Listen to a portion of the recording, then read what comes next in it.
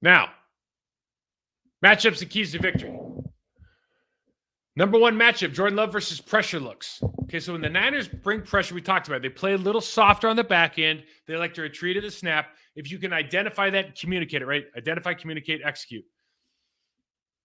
You got to take the gimme stuff. If he's open, throw it to him. Let him break some tackles. That's number one. Okay. There's injuries in the secondary. Guys are coming back, right? That always kind of affects the way you go into contact, or sometimes affects the way you go into contact or your ability to go into contact. So get the ball in the hands of your playmakers, whether it's the jet sweeps, the reverses, a lot of the tunnel screen stuff you got to feel good about, even though I show them how they attack with some of the Packers stuff. Again, you're watching two offenses that are basically the same, right?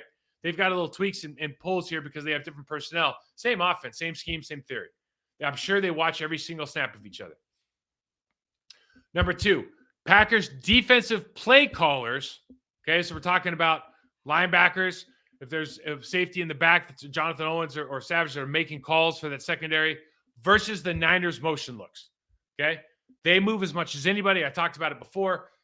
Because of Debo, you got to sort out who is what position and then make adjustments on movement. You got to be locked in with the game plan. You got to be confident in your calls. If you make mistakes, make them full speed, make them as collectively as a group, and you're going to find success. You get into trouble when you're indecisive and slow against the San Francisco 49ers. Make mistakes full speed, make them as a collective group, make the play, call it, run it. Indecision kills you against the Niners. Number three, and this is really the battle of the football game. You got to, the trenches matchup is real this week. It's real every week in the playoffs. Trenches win football games. Linemen win football games in the postseason. We saw it last week with our defensive line. Same is going to be true this week.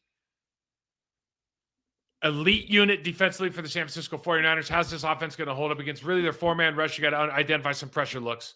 Really the four-man rush, they feel like they can get home with four. And then when you add Juszczyk and Kittle to the mix offensively, that is a unit that's obviously with McCaffrey running the football, Debo running the football. That is a unit that you have to be able to stop that running game. You got to keep them honest. You got to keep, take away that play action look, all the key passes, all the stuff they're able to do. You got to make them one-dimensional. It's going to be a really, really tough challenge. Are the Packers up for it? If they can win those individual matchups like they did last week, I think there's places across the line that can absolutely do that. Now, keys to victory. Some of you guys might have heard these before because I say them on a couple shows on Monday. I'm going to say them again. I've actually heard now these this week, so always a little suspicious. Number one, take away the middle of the field. Green Bay Packers got to take away defensively, got to take away the middle of the field. The Niners absolutely own the hash marks with Ayuk, with Debo, with George Kittle. Need to get good depth from your linebackers in the passing game. So take away those play action looks. You got to get depth, get to that level, and then when you check the ball down, rally and tackle, right? Big chunk plays are what the Niners feast on. Packers can't let them happen. They're going to get a ton of those chunk plays in the middle if those linebackers don't get their depth. Number two, just talk about the right side of their offensive line. Collapse that pocket. Now, they could have a couple guys playing right guard. We're not sure yet. Doesn't matter. One way or another, Purdy is really, really good. When you get him off the spot and don't let him go anywhere, that's when you can kind of force him into some of these turnovers. That anticipation goes away when you get rattled. Okay, that matchup between Kenny Clark, Rashawn Gary, or Devontae Wyatt. I mean, you pick your poison with the guys inside. 94 versus that right guard versus that right tackle. Rashawn Gary, power rush all game. You don't need to go over the top this week. Don't even do it once. Don't need it. Too good. You're too good to do it. It's going to be huge if you can get some pressure on this guy early. Number three, make this another Aaron Jones game. 4 games in a row now, 20-plus carries, 100-plus yards. Got to keep the second and third down manageable. This Niners pass rush, like, they're really, really good. If they add a guy, they're even better. But just Bosa, Hargrave, Armstead. Chase Young's not really that great a pass rush, to be honest with you. He's a great athlete. But those three they're all so good. All 4 of them athletic are so good running pass. You got to open up the defense for this receiver core. You want them to bring pressure. Jordan Love has been great under pressure over the last couple of weeks. He's great against zone defense. This lines up as a really interesting matchup, right? As long as you can maintain pocket integrity with our offensive line versus their defensive line. Like, everything lines up with Jordan to have a successful day. This wide receiver core feels good about what they're going to be able to do against the secondary. Can you hold up against their defensive line? I think we might have some fan questions. before we get going, we might run a little bit long in this show because it's the playoffs. Yeah, I do. Here we go. More important this game, running game or passing game? Yes, you got to have one to set up the other. I always think it's always 20 carries, 100 yards for Aaron Jones. You're going to feel really good about your chances to win. Can the defense keep us in the game? That's the question of the week. Listen, in my opinion, if you can take away the middle of the field, you got a real chance, right? What's going to happen is this team, like McCaffrey, is hard to tackle. We've been tackling pretty well. If you can continue that, so it's like tackle when you got to tackle, like you did last week, and then take away the middle of the field. Simple but not easy. Simple but not easy. What do linebackers do? Have to play downhill. If you want to slow this defense down, play downhill, right? Read your keys, play downhill. Again, everything's got to be full speed. You got to attack the line of scrimmage, just like we've been talking about. Last week, they did a good job of that. You see how much better Quay is when he plays downhill, right? McDuffie's McDuffie. He's going to play that way. Campbell's going to do what he does right now. He's kind of entrenched in what he does in his style of play. Quay's better when he plays downhill. Whether they got to call it or they're just like, hey, man, you got free reign. You got A-gap. Take A-gap right now. Single most important key to victory. I think I just went through those three. I don't know that anyone's more important than the other. I think defensively taking away the middle of the field is huge, and I think offensively, making this another Aaron Jones game.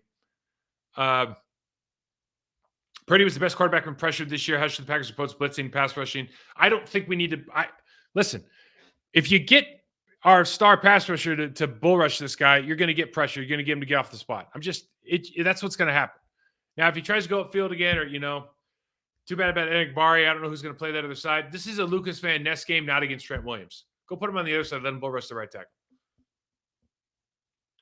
Very curious statistically who's better O-line, better unit, in your thoughts. Trent Williams makes their O-line better, period. Juszczyk and Kittle makes their O-line. I mean, they're more successful because they have three elite players. I told you, they're unicorns. But after that, very, very even. Elgton Jenkins would be the second best player on that offensive line. Zach Tom would be the second or third best player on the offensive line. The rest of those guys are, I really like Jake in the middle. Jake Brendel's a really good player. But the other guys are just guys. I think we've got some guys too. You're talking about three Hall of Fame. They have three Hall of Fame players in their run game. What's the best way to neutralize their studs? Would it be crazy to go into empty for 5 to 10 plays? No, it wouldn't be crazy to go empty 5 or 10 plays. We'll do it. I don't know. And we do that. Going empty is not unique to this team at all. And it makes things, sometimes it provides some clarity for the quarterback as well. So I think that's not a bad idea, because if you want to bring the guy now, you got to really see the differentiation between, like, I'm on the slot, I'm off the tackle, right? So it makes it a little bit easier. We just talked about what's going on with Rashawn. Listen, he's a great player who plays hard. And there's a lot of questions about him, actually.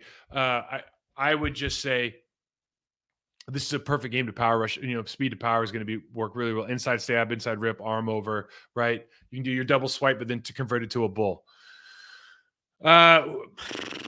Difference in linebacker play against the Niners is going to stand out if I had to guess. How do you deter those linebackers playing loose and fast? You can't. They're film junkies, right? You just have to get on them and make blocks. I think that at the point of contact, from a blocking standpoint, you got to be really physical. They do a good job punching, extending, stepping away from their guy. You got to play downhill and physical on these guys.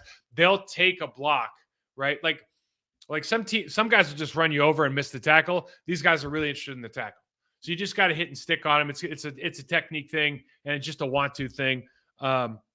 It's not impossible. I'm not saying that these guys are, these guys aren't the second coming of Patrick Willis. Patrick Willis is a whole different animal, but because these guys aren't nearly as big, but they're as good as there are in the National Football League right now.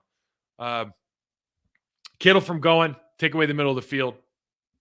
Stacking the box with CMC is going to have to, you're going to listen. If your linebackers they're the quarterback of your defense, right? It is what it is. It's a tall task, right? Your safeties and your linebackers, like we talk about the defensive line, if they play well, we play well, okay? But that manifests for most people because that's where your eyes goes, the safety and the linebacker. Linebacker probably more so because it's usually in the center of the screen. They got a tall order this week, man, because you got to play the run, but you got to get depth. You can't give away the hash mark throws behind you.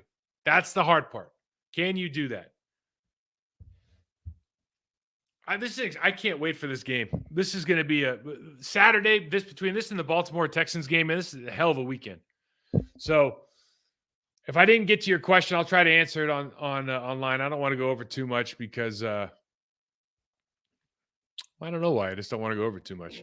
I hope things are. I hope you guys enjoy this weekend. Packers have a real shot in this game. I don't know if I would have said that a month ago. But they got a real shot in this game. So enjoy it. Talk soon.